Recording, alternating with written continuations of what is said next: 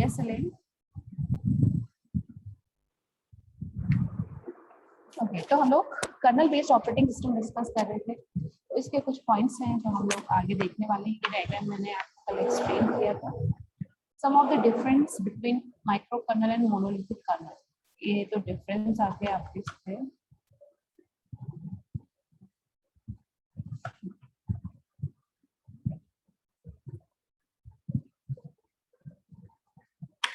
Okay, तो इसके features first slide का हमने डिस्कस कर लिया था। अब मोनोलिथिक वर्सेस माइक्रो कर्नल, तो उसके लिए पहले आपको माइक्रो कर्नल पढ़ना पड़ेगा। तो इसको हम अभी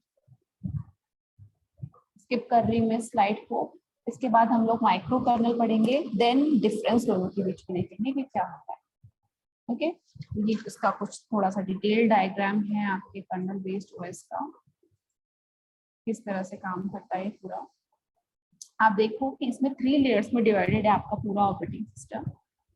फर्स्ट लेयर जो है यूजर प्रोग्राम्स की है। इसमें कुछ भी ज्यादा कुछ नहीं है, सिर्फ लाइब्रेरीज है। लाइब्रेरीज का मतलब कि यूजर प्रोग्राम के थ्रू यूजर जो इनपुट देगा सिस्टम को, जो कमांड देगा, लाइब्रेरी के थ्रू जस्ट उसको ट्रांसलेट करने का काम किया जाएगा और उसको पास कर देंगे किसको, कर्नल को। ओवरऑल जो सारा एग्जीक्यूशन है वो कौन संभालता है, आपका कर्नल ही को देख रहा है। ठीक है, तो ये कंप्लीटली कर्नल का टास्क है पूरा, कि किसी भी कमांड पर कैसे रिस्पॉन्ड करना है। और लास्ट आपका हार्डवेयर लेयर है डायरेक्टली, तो पूरा काम सिस्टम कॉल इंटरफेस, फाइल सब सिस्टम, प्रोसेस को मैनेज करना, बफर को, ठीक है, डिवाइस ड्राइवर्स को, सबको आपका कर्नल ही अकेला मैनेज करता है। That's why it is called kernel based OS।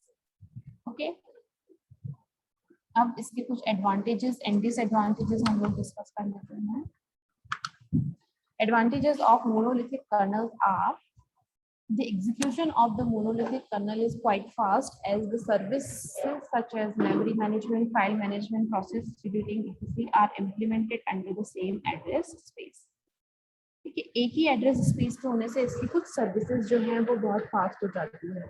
A process runs completely in single address space in the monolithic kernel. एक ही एड्रेस स्पेस पे सारी जो आपकी प्रोसेस होती है वो कंप्लीटली रन करती है।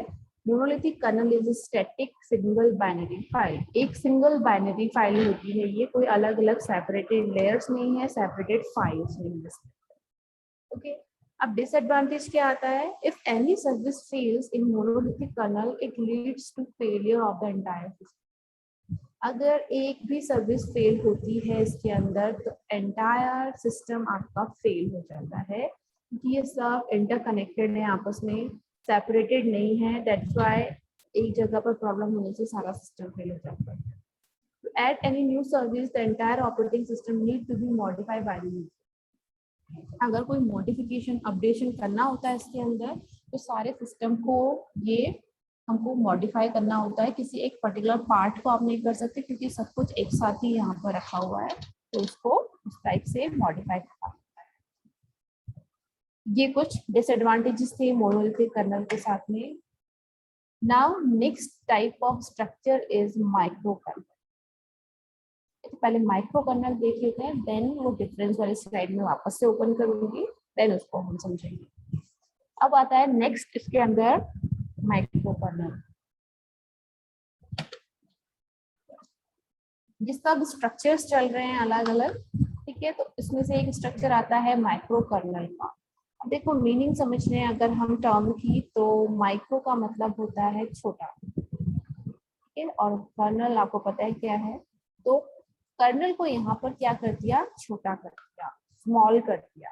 अब कर्नल को स्मॉल कैसे करेंगे, उसकी कुछ रिस्पॉन्सिबिलिटीज उसके कर्नल पार्ट से बाहर कर, ठीक है। या तो आप यूजर प्रोग्राम में दे सकते हो या लोअर प्रोग्राम में दे सकते हो। अब लोअर तो हार्डवेयर है, उसको आप कुछ असाइन नहीं कर सकते, that is dumb electronic equipments, उसको आप क्या असाइन करोगे। लेकिन हाँ, यूजर प्रोग्राम भी एक सॉफ्टवेयर कैटेगरी है, तो वहां पर आप कुछ प्रोग्राम्स, फाइल्स, रिस्पॉन्सिबिलिटीज को मूव कर सकते हो। तो यहाँ पर यही किया गया कि कर्नल का साइज जो कि बहुत ज्यादा बल्कि हो रहा था, उसको मेंटेन करने में प्रॉब्लम आ रही थी, तो कर्नल के साइज को यहाँ पर कम किया। अब वो कैसे करा, कैसे बना आपका ये, तो वो चीजें तो हम इसके अंदर डिस्कस करेंगे ही, but this is called microkernel. Kernel is a core part of an operating system which manages system resources. We know कि kernel core part होता है किसी भी operating system का. Then a microkernel is minimum software that is required to correctly implement an operating system.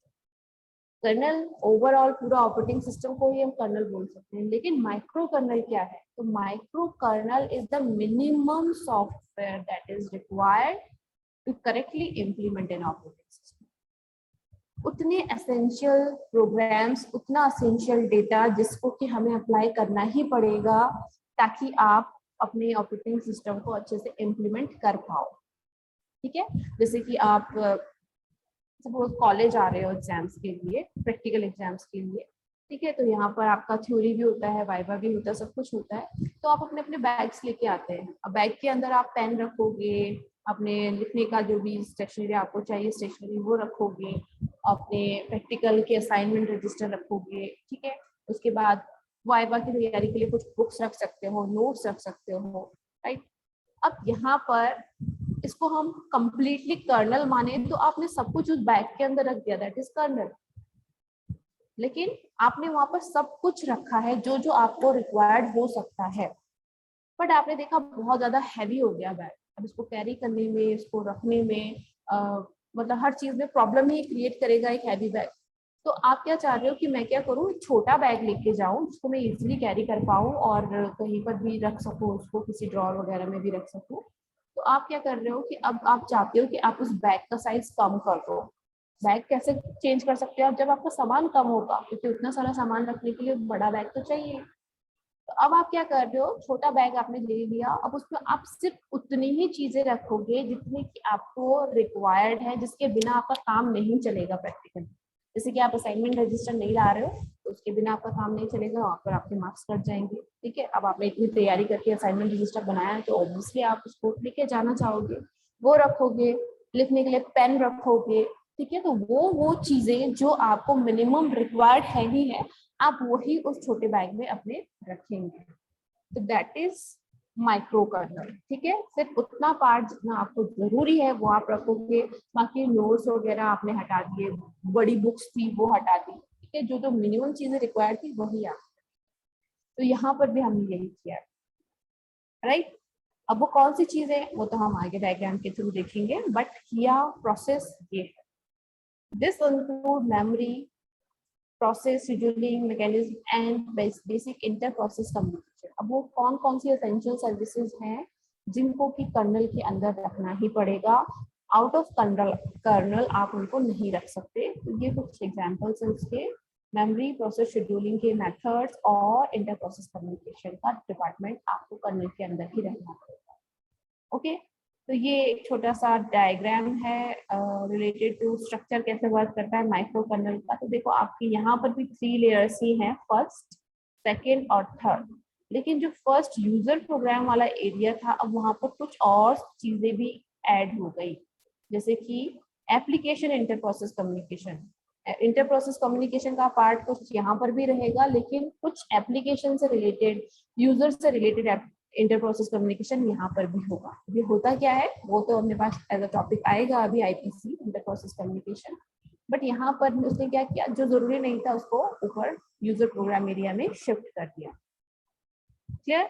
अब यहाँ पर file servers डाल दिए, डिवाइस ड्राइवर्स, यूनिक्स सर्वर, जो जो उसको असेंशियल नहीं थे कर्नल के अंदर वो उसने मूव कर, बाकी उसने कर्नल पार्ट में ही रखा.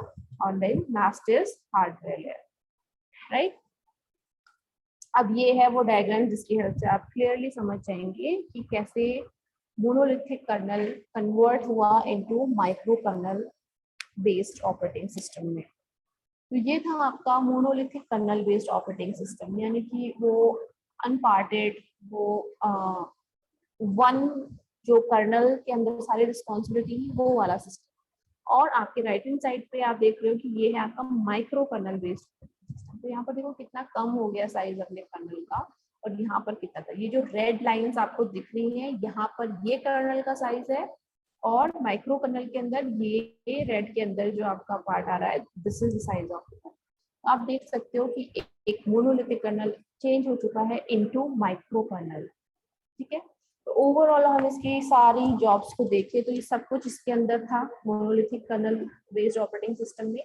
लेकिन micro kernel based operating system में क्या कर दिया, application IPC, Unix servers, device drivers, file servers को ऊपर यूजर मोड में शिफ्ट कर दिया, यूजर मोड पे आ गए। कर्नल मोड पे सिर्फ यही basic IPC, virtual memory, scheduling, ठीक है, ये सारी चीजें रखी है जो कि आप शिफ्ट नहीं कर सकते यूजर मोड पे। शिफ्ट क्यों नहीं कर सकते, क्योंकि कई चीजें ऐसी होती है कि यूजर मोड में ट्रांसफर करने का मतलब है कि अपनी सिक्योरिटी को रिस्क लेना। सब कुछ नहीं शिफ्ट कर सकता है ना कर्नल, कुछ चीजें अपनी अथॉरिटी में तो रखेगा, ऐसा तो नहीं कर सकता कि सब कुछ ही यूजर मोड को दे दो, उनको खाली हो जाए कि आप फटाफट प्रोसेसिंग होगी। लेकिन उससे क्या होगा, यूजर मोड में जो हार्मफुल यूजर हैं, कोड्स हैं, वो अपना काम कर लेंगे, क्योंकि हमने सारी अथॉरिटी तो उसी को दे दी, तो वो अपने हिसाब से हमारे हार्डवेयर को डैमेज कर सकते हैं। इसलिए सिर्फ वही फंक्शनैलिटीज यूजर मोड को दी जाती है जिसको देकर भी अपने सिस्टम की सिक्योरिटी पे, प्रोटेक्शन पे कोई थ्रेट ना हो। ओके, तो this is the micro kernel based operating system. इतना क्लियर है सब लोगों को?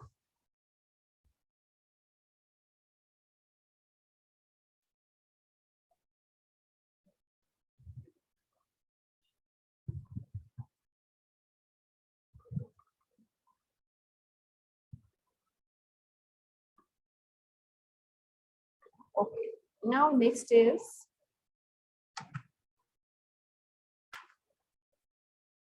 theory about microkernel. The only software executing at privileged level, that is kernel mode, is the microkernel. The other function of the operating system are removed from the kernel mode and run in the user mode. ठीक है, essential चीजों को kernel mode पे रखा, बाकी चीजों को remove करके यूजर मोड पे शिफ्ट कर दिया। These function may be device drivers, file servers, application inter-process communication. ये वो चीजें हैं जिनको यूजर मोड पे शिफ्ट कर दिया गया। The microkernel makes sure that the code can be easily managed because the services are divided in the user space. अब क्योंकि उसने अपनी कुछ सर्विसेज को यूजर मोड पे शिफ्ट कर दिया, तो माइक्रो कर्नल ही वो पार्ट है सिस्टम का जो श्योर करता है ये चीज कि वो वाले पार्ट भी मेरे अच्छे से एग्जीक्यूट हो। तो उनपे कंट्रोल तो माइक्रो कर्नल ही रखता है, बस वो उसके स्पेस में नहीं रहते। This means that there is less code running in the kernel mode, which result in increased security and stability. Essential components in a microkernel. कौन-कौन से ऐसी चीजें हैं जो essential है, जिनको सिर्फ किस पे रखना जरूरी है, आपके माइक्रोकर्नल पे रखना जरूरी है। A microkernel contain only the core functionality of the system. A component is included in the microkernel only if putting it outside would disrupt the functionality of the system. किसी भी कंपोनेंट को microkernel में तभी रखा जाएगा इस concept के according जब क्या होगा, उसको बाहर रखने से माइक्रोकर्नल की फंक्शनैलिटी पे इफेक्ट हो।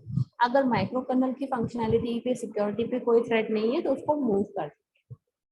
All the other non-essential components are put in the user. The minimum functionality included in the microkernel are memory management mechanisms like address spaces are included in the microkernel. This also contains memory protection features.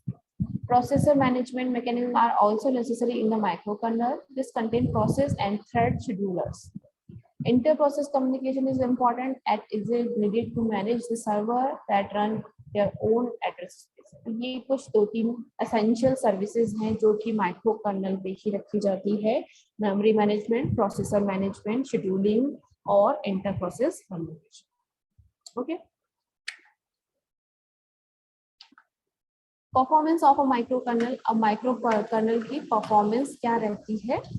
Providing services in a microkernel system are much more expensive than a normal monolithic kernel. Obviously, इस type के system को बनाने में जो expenses आते हैं वो ज़्यादा, और टाइम कंजप्शन भी इसमें ज़्यादा रहेगा, क्योंकि इसमें सर्विसेज को हटाया जा रहा है, कुछ को रखा जा रहा है, टेस्ट करते हैं फिर कि क्या अपना सिस्टम अभी आउट ऑफ डेंजर है, प्रोटेक्शन इसका हार्म नहीं हो रहा है।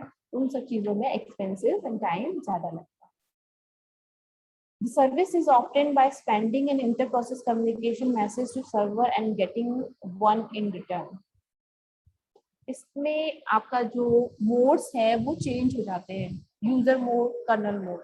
तो कोई भी ऑपरेशन है वो ज्यादा स्विचिंग करता है। वहां पर तो क्या था, एक बार स्विच कर दिया कर्नल मोड तो सारा काम कर्नल मोड पे ही हो जा रहा था, मोनोलिथिक। लेकिन इसमें क्या है, कभी यूजर मोड पे स्विच करेगा, कभी कर्नल पे, फिर कभी कर्नल पे, कभी यूजर पे। तो इस तरह से स्विचिंग टाइम वगैरह सब इसमें, कम्युनिकेशन इसमें जो होगा वो ज्यादा होगा। So performance can be complicated in microkernel system and may lead to some problems. However, this issue is reducing in modern microkernel system created such as L4 microkernel system. तो अभी जो माइक्रोकर्नल सिस्टम्स बन रहे हैं उसमें इन issues को थोड़ा reduce किया जा रहा है ताकि आपका जो सिस्टम का परफॉर्मेंस हो थोड़ा बेटर हो पाए। बेनिफिट्स क्या होते हैं इस माइक्रोकर्नल सिस्टम के? Microkernels are modular and different module can be replaced, reloaded, modified, changed, etc. as required. This can be done without even touching the kernel. अब इसके अंदर क्या हो गया, थोड़ा सा डिवीजन हो गया, थोड़े रिस्पॉन्सिबिलिटी कर्नल में है, कुछ यूजर मोड। तो जहां पर प्रॉब्लम आई थी वहां उस सेक्शन में जाकर के उसकी डिबगिंग कर सकते हैं। Okay, microkernel are quite secure as only those components are included that would disturb the functionality of the system otherwise. Secure माने जाते हैं क्योंकि इसमें एसेंशियल चीजों को अभी भी कर्नल के अंदर ही रखते हैं। Microkernel contain fewer system crashes as compared to monolithic system. Also, the crash that do occur can be handled quite easily due to modular structure of the microkernel.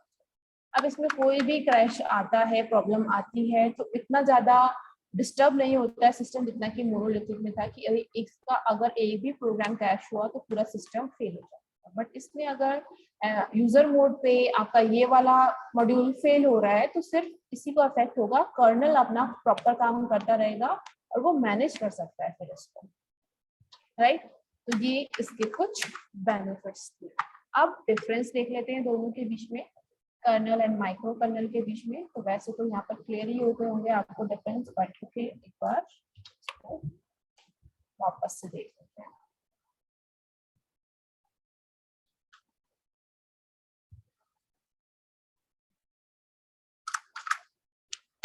Some of the difference between microkernel and monolithic kernel are as follows. The microkernel is much smaller in size as compared to monolithic kernel, right? The microkernel is easily extensible, whereas this is quite complicated for monolithic kernel. Microkernel को आप extend कर सकते हो easily, functionalities को add करना, remove करना, सब कुछ कर सकते हो, but monolithic में थोड़ा problem होता है। The execution of the microkernel is slower as compared to monolithic. ठीक है, थोड़ा स्लो हो जाता है due to the switching and communication जितनी रिक्वायर्ड है मोड्स के बीच में, उसकी वजह से। Much more code is required to write microkernel than the monolithic kernel. ठीक है, कॉम्प्लिकेटेड का मतलब ही यही है कि आपको ज्यादा उसमें कोड, ज्यादा उसमें सारी चीजें इंक्लूड करनी पड़ेगी। Example of microkernel are QNX, Symbian और ये सारी चीजें हैं। और मोनोलिथिक कर्नल के एग्जाम्पल यहाँ पर Linux है, BSD। ओके, तो ये था आपका kernel and micro kernel based OS। इसमें किसी भी स्टूडेंट को कोई भी क्वेरी है? ज्यादा कुछ इसमें था नहीं। आपको अगर कॉन्सेप्ट क्लियर है कि ऑपरेटिंग सिस्टम क्या क्या काम करता है, उसके बेस पे ये सारे आपके स्ट्रक्चर चल रहे हैं कि कौन सी वाली रिस्पॉन्सिबिलिटी उसने कहाँ रखी है, राइट। तो यही सब चल रहा है। तो आपको जस्ट कॉन्सेप्ट समझना है इसके अंदर कि कौन से वाला स्ट्रक्चर अपने किस क्राइटेरिया पे बेस्ड है, कैसे काम करवा रहा है अपने ऑपरेटिंग सिस्टम। तो वो चीज समझने वाली है। बाकी सब में स्ट्रक्चर में काम तो सारे ऑपरेटिंग सिस्टम एक ही करते हैं, मैनेजिंग द सिस्टम, राइट। अब नेक्स्ट इसमें आ जाते हैं स्ट्रक्चर, यूनिक्स या फिर वर्चुअल मशीन का हम ले सकते हैं। ओके, वर्चुअल मशीन भी एक कॉन्सेप्ट है ऑपरेटिंग सिस्टम स्ट्रक्चर के अंदर, जो आप में से कई लोगों ने यूज किया होगा है वो वर्चुअल मशीन्स। किया है किसी ने इसको यूज अपने सिस्टम्स में? क्योंकि आजकल गेमिंग वगैरह बहुत ज्यादा हो रही है आप लोग की, तो वहां पर भी ये यूज होता है।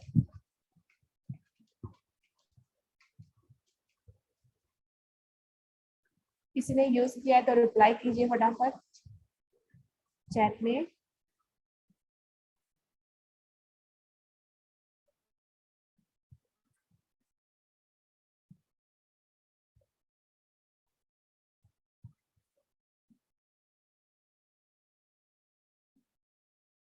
क्लास वेकअप, सो रहे हैं क्या आप लोग?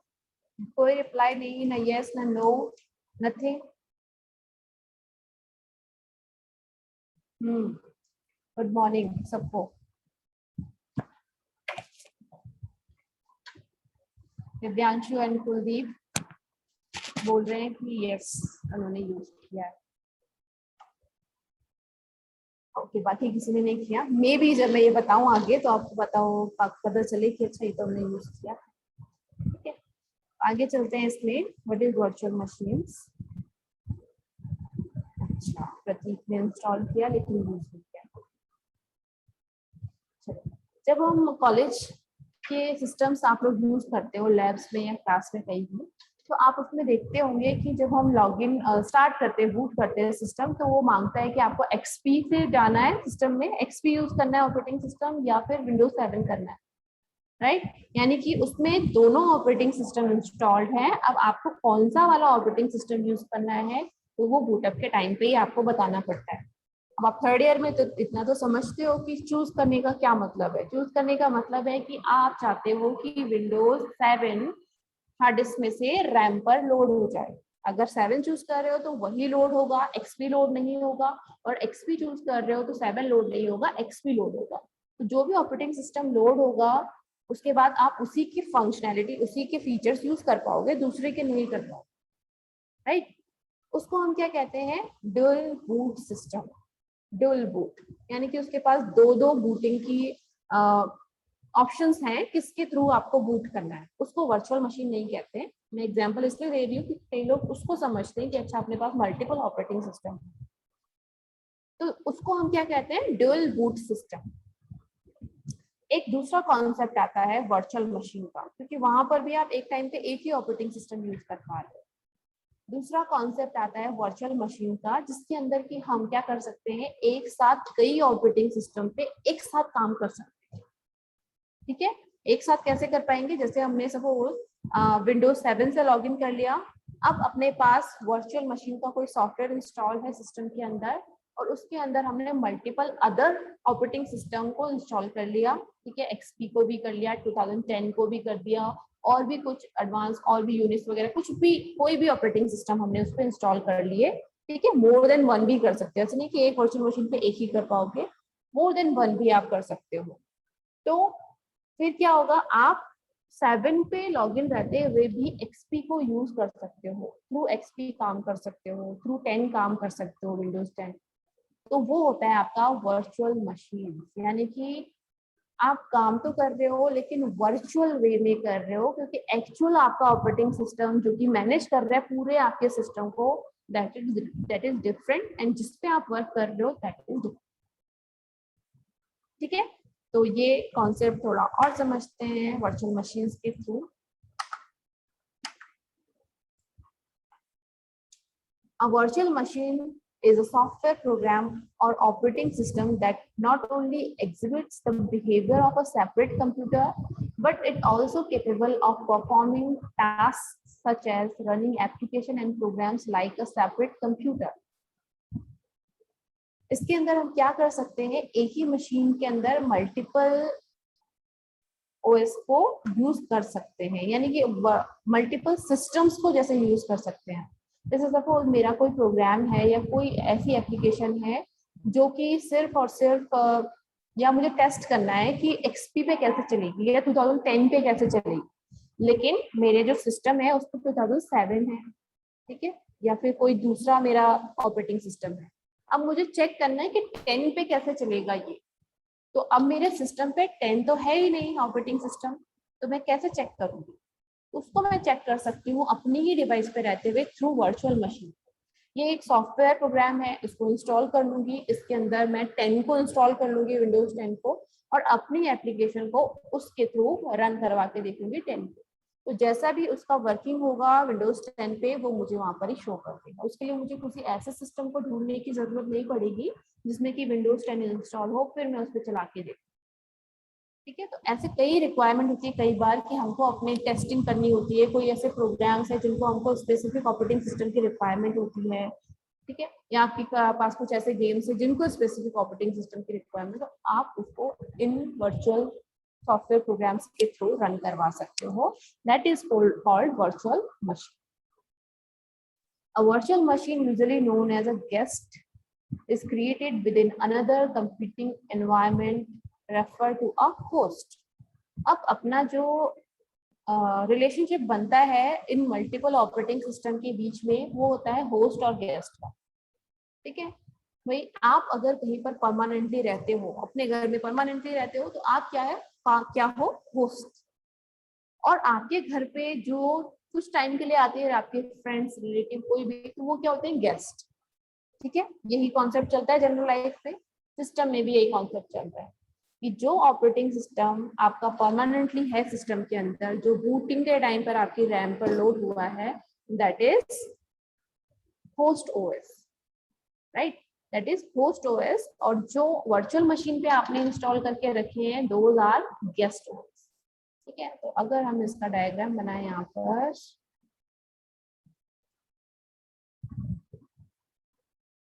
न्यू स्क्रीन ले लेते हैं.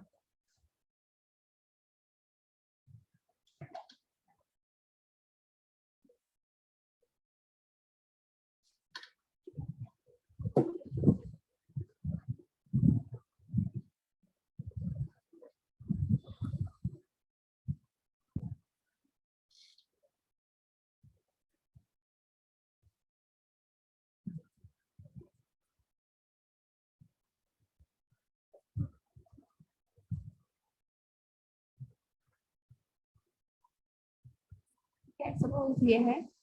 अब यहाँ पर अपने सिस्टम में जो ओएस होता है परमानेंटली, रोज मेरी जो रैम है यहाँ पर इस सिस्टम के अंदर, जब मैं सिस्टम को स्टार्ट करूंगी तो विद ऑपरेटिंग सिस्टम ही करूंगी, विद इन ऑपरेटिंग सिस्टम. तो मेरा ओएस है सपोज यहाँ पर 7. ठीक है, विंडोज 7 पड़ा हुआ है मेरा. अब ये क्या है मेरा यहाँ पर, होस्ट ओएस. होस्ट यही सारी चीजें करवाएगा क्योंकि ठीक है परमानेंट मेंबर यही है सिस्टम का. बाकी की रैम पर बाकी, अब मैंने अपने सिस्टम में एक वर्चुअल मशीन सॉफ्टवेयर डाल दिया, VMware करके एंड अदर बहुत सारे वर्चुअल बॉक्स करके बहुत सारे सॉफ्टवेयर आते हैं यहाँ पर. ठीक है, तो मैंने यहाँ पर सपोज एक वर्चुअल मशीन का सॉफ्टवेयर इंस्टॉल कर लिया. अब मैंने उसमें कुछ बहुत सारे ऑपरेटिंग सिस्टम इंस्टॉल कर लिए, 2-3 कर लिए. सपोज मैंने एक 10 कर लिया, XP कर लिया, यूनिक्स कर लिया. ठीक है, ये मैंने इसके अंदर डाल दिए, यूनिक्स भी डाल. तो ये जो मेरे ऑपरेटिंग सिस्टम होंगे, इन ऑपरेटिंग सिस्टम को मैं क्या कहूंगी, गेस्ट ओएस. ठीक है, गेस्ट है ये मेरे guest OS and this is host OS. तो अब होता क्या है कि जब ये गेस्ट ओएस सिस्टम में आते हैं तो है तो एक्चुअली ऑपरेटिंग सिस्टम ही, तो इनको भी रैम पर कुछ ना कुछ स्पेस चाहिए होता है ताकि जब इनसे रिलेटेड एप्लीकेशन यूजर रन करे तो वो रैम पर पहले से हो, ताकि वो उसको स्मूथली वर्क करवा पाए. तो जितने भी गेस्ट ओएस आप अपने सिस्टम में डालेंगे उनको रैम पर स्पेस मिल जाएगी और ये होस्ट उनको प्रोवाइड करवाएगा.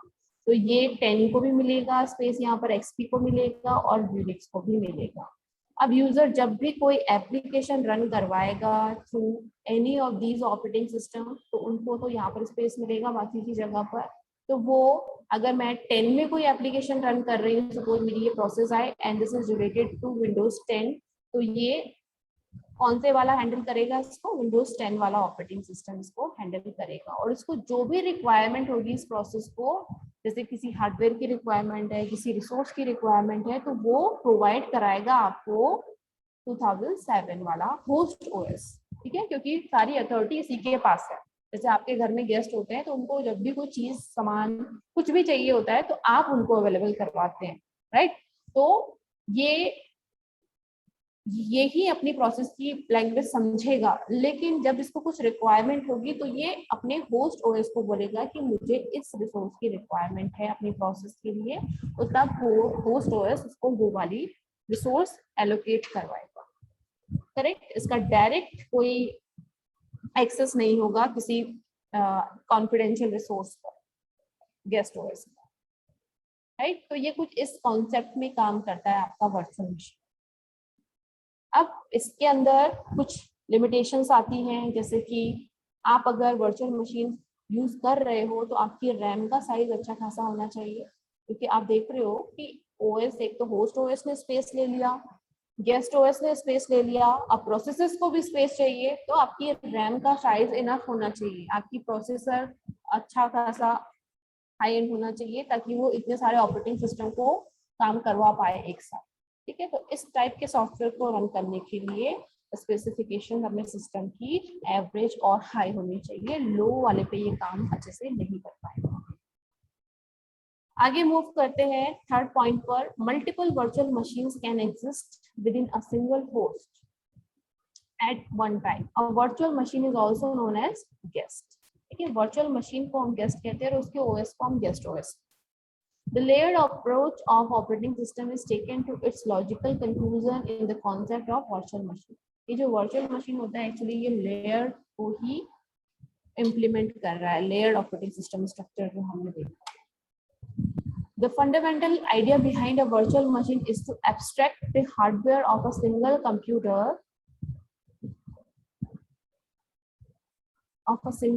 the CPU, memory, disk drivers, network interface card, and so forth, into several different execution environment, and thereby creating the illusion that each separate execution environment is running in its own private computer. अब इसमें आप जो applications run करवाएंगे उनको क्या लगेगा कि उनके अपने ही रिसोर्सेज हैं। ठीक है, वहां पर उनको फील ही नहीं होगा कि वो गेस्ट हैं और वो किसी होस्ट की हेल्प ले रहे हैं, क्योंकि वो सारे काम इंटरनल होंगे। मैं अगर किसी अपनी एप्लीकेशन को 2010 पर वर्क करवा रही हूँ तो मुझे ये इल्यूजन होगा कि मेरी प्रोसेस को सारे अथॉरिटीज हैं, मुझे प्रिंटर चाहिए तो प्रिंटर मिल रहा है, मुझे कोई सीपीयू चाहिए सीपीयू मिल रहा है, मुझे जो रिसोर्स चाहिए मुझे वो मिल रहा है, बट इंटरनली वो उसको नहीं मिल रहा है डायरेक्टली, वो होस्ट की परमिशन के साथ उसको मिल रहा है, right. By using CPU scheduling and virtual memory technique, an operating system can create the illusion that a process has its own processor with its own memories. ठीक है, उसको यही illusion होता है कि उसके पास उसके सारे own resources. Each process is provided with a copy of the underlying computer, और हर एक process को सारे जो resources है उनकी copies allocate कर दी जाती है कि आपके पास भी ये है, दूसरे के पास भी है, host उसको manage करेगा कि किस टाइम पर वो किसको मिलेगा, allocate किया जाएगा। ठीक है, डायग्राम ऑफ वर्चुअल मशीन, यहाँ पर आप देख रहे हो कि अगर अपने पास एक सिंपल सिस्टम होता है जिसमें कि एक ही ओएस है, वर्चुअल मशीन नहीं है, तो प्रोसेसेस कैसे वर्क करती है, प्रोसेस आएगी, कर्नल की हेल्प लेगी और फिर हार्डवेयर तक पहुंचेगी। बट यहाँ पर अगर हम वर्चुअल मशीन इंस्टॉल कर रहे हैं कि वो सॉफ्टवेयर डाल रहे हैं, तो क्या होगा, अपने मल्टीपल कर्नल्स है, देखो VM1, VM2, VM3, यानी कि virtual machine 1, virtual machine 2, virtual machine 3, इतने इसके अंदर हमने ओएस को इंस्टॉल किया हुआ है। अब जितने भी प्रोसेस इन ओएस के थ्रू आएगी, ये इनका अपना ओन कर्नल होगा, राइट। हर ओएस का अपना कर्नल होता है, तो इसमें जैसे 10 का कर्नल है, यूनिक्स का कर्नल है, एक्सपी का कर्नल है, वो प्रोसेसेस थ्रू उनके कर्नल ही एग्जीक्यूट होगी, लेकिन फाइनली वो कहाँ जाएगी, वर्चुअल मशीन मैनेजर के पास जाएगी। फाइनल रिक्वेस्ट उनकी अभी फुलफिल नहीं हो पाएगी, उनको कुछ भी रिसोर्स चाहिए होगा, तो वर्चुअल मशीन मैनेजर होता है वो एलोकेट करवाएगा, रिक्वेस्ट करेगा किससे, आपके ये जो आपका होस्ट ओएस है उससे रिक्वेस्ट करेगा, एंड देन उसकी जो भी रिक्वायरमेंट होगी उसको फुलफिल करेगा। Correct, so this is the concept of virtual machine. ये भी डायग्राम बिल्कुल सेम है इसी की तरह, एप्लीकेशन आएंगी अलग अलग आपके ओएस के थ्रू और वर्चुअलाइजेशन लेयर के थ्रू होस्ट की हेल्प से बाकी के हार्डवेयर तक पहुंचेगी, डायरेक्टली जंप नहीं कर सकती। डायरेक्टली कौन सी वाली प्रोसेस पहुंचेगी, जो आपके ये होस्ट ओएस पे ही एग्जीक्यूट हो रही है, जिनको वर्चुअल मशीन के किसी ओएस की रिक्वायरमेंट ही नहीं है, वो सीधा उसके कर्नल को एक्सेस कर सकते। करेक्ट, तो ये था आपका वर्चुअल मशीन का कॉन्सेप्ट। इसके अंदर किसी को भी कोई डाउट है, क्वेरी है रिलेटेड, तो पूछ लीजिए।